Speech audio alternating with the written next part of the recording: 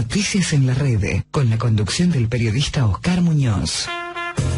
De lunes a viernes a las 18 horas, Noticias en la Red, bajo la conducción de Oscar Muñoz. Análisis, opinión, todo lo que tenés que saber en política y economía. Noticias en la Red. Periodismo de alto nivel. Oscar Muñoz hace Noticias en la Red.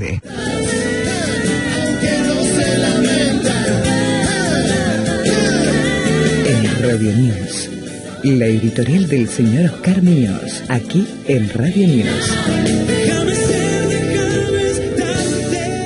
Mientras que estamos esperando ya hace un camino a las 2 horas los anuncios, porque podría modificarse parte de lo que podemos comentar en la columna de hoy, que no se van a modificar o no se va a modificar porque no hubo tal conferencia de prensa. Pero la crisis en Argentina es ya inocultable, y en Santa Cruz también. Me preguntaba, ¿cuántas muertes se pudieron haber impedido si no se hubieran armado los vacunatorios VIP y si hubiesen robado las vacunas en Argentina o en Santa Cruz? Los turnos se abren esta noche a las 0 horas en el sitio oficial www.santacruz.gov.ar/vacunar para prevenir.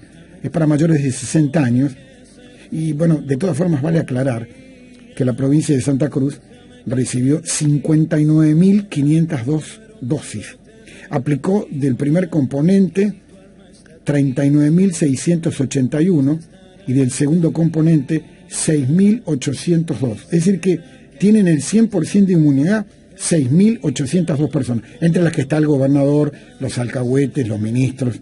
Es decir, desde el año pasado se vacunó 46.483 personas.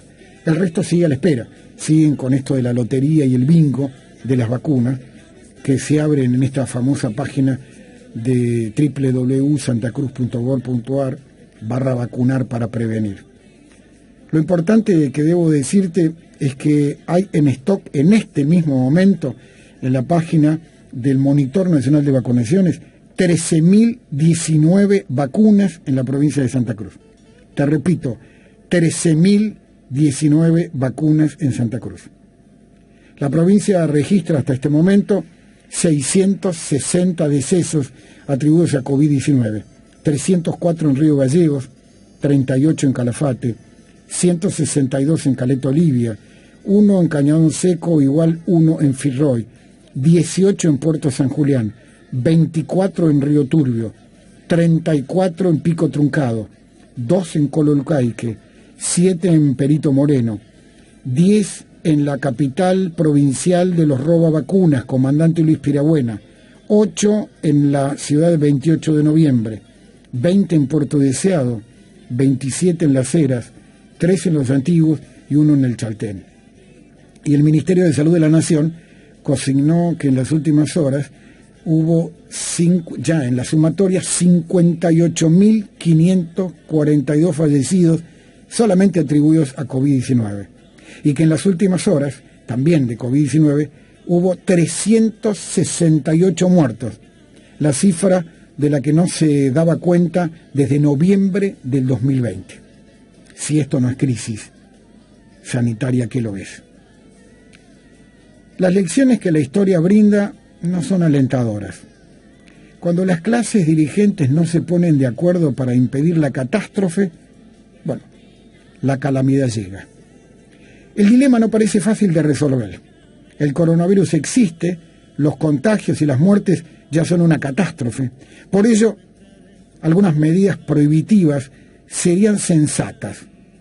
Pero no son pocos los argentinos que no creen a este gobierno nacional y menos al gobierno provincial de Santa Cruz. En todo caso, los ciudadanos de a pie no estarían dispuestos a someterse a una cuarentena absoluta como la del año pasado. Entre los extremos de esa contradicción hay tonalidades, dobleces, transiciones que debería resolver la dirigencia especializada de la política, pero obviamente que esto no sucede. Frente a un sombrío panorama de la Argentina, de Santa Cruz, que nadie sensato puede negar, el periodista Rogelio Alanís escribió: se sospecha que hay un rasgo casi patético que nos toca afrontar. Es que la totalidad de la clase dirigente tiene conocimiento de las decisiones que se deben tomar para sacar al país del pantano en la que se está hundiendo. Pero la intensidad de las disputas políticas, cada vez más viejas, la obcecación en defender intereses sectoriales, los temores a afrontar la imagen que nos devuelve el espejo, pesan de tal forma, dice Alanís, que daría la impresión que marchar en dirección al abismo nos provoca un deleite morboso y trágico. Y los números no engañan. Aplican a datos y no a opinión. Todos los años somos un poco más pobres, un poco más inseguros, un poco más resentidos, un poco más marginales. Puede que la marcha hacia la decadencia sea lenta, pero lo que los hechos parecen demostrar que no nos preocupamos en ser constantes en contra nuestra, que vamos permanentemente ante el desastre. Las miradas críticas y desilusionadas dicen que la Argentina se tiene que hundir de una buena vez porque no merece otro destino. Quizás una calma nos asiste. La Argentina no va a desaparecer. Aunque sí continuamos en esta línea, lo seguro es que su aspecto cada vez tendrá menos que ver con la Argentina que conocimos y que de alguna forma disfrutamos hace medio siglo. Y cuando alguna vez le hablemos a nuestros nietos de ellos, creerán que le estamos hablando de otro país, acaso de otro planeta. Sin margen de defensa, los precios de los alimentos ya es claro que no dan tregua al ciudadano de a pie. En marzo, según la consultora LCG, aumentaron 4,6%, por encima de lo que estima será la inflación general, cercana al 4,1%. Este jueves, mañana, se develará el número oficial del INDEC, pero la mayoría de las consultoras ya arriesga que, tal como sucedió en enero y en febrero, las subas en el caso de los alimentos va a superar al índice total. Solo en la primera semana de abril, la consultora LCG midió un aumento de los alimentos del 1,3%. Y para poner el número en contexto, y fuera de todo relato, la inflación anual en Brasil en el año 2020 fue del 4,5%, lo que tiene la Argentina en un solo mes.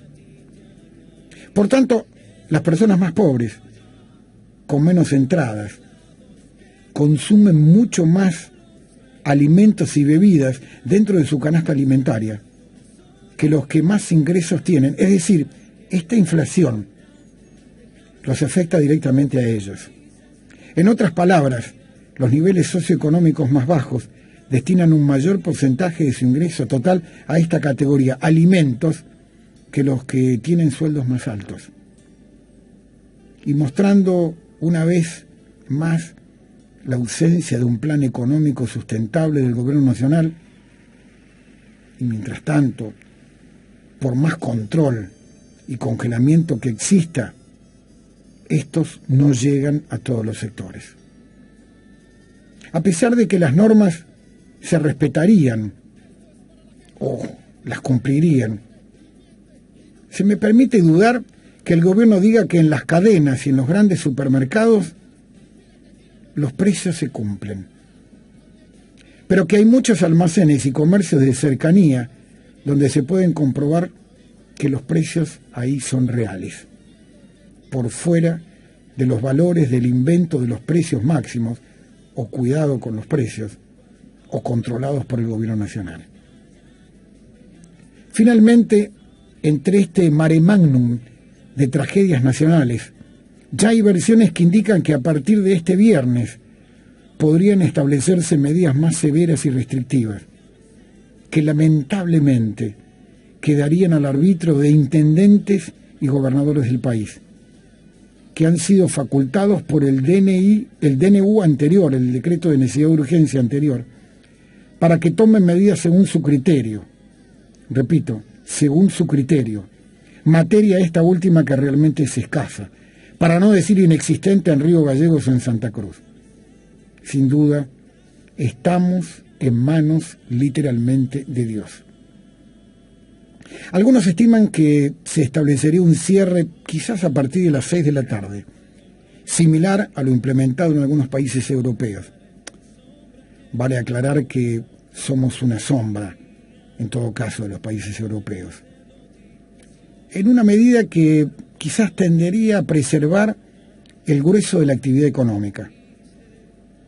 En tanto, los especialistas, los científicos le aconsejaron al Gabinete Nacional que sería necesario establecer una cuarentena parecida a la implementada en marzo del año pasado.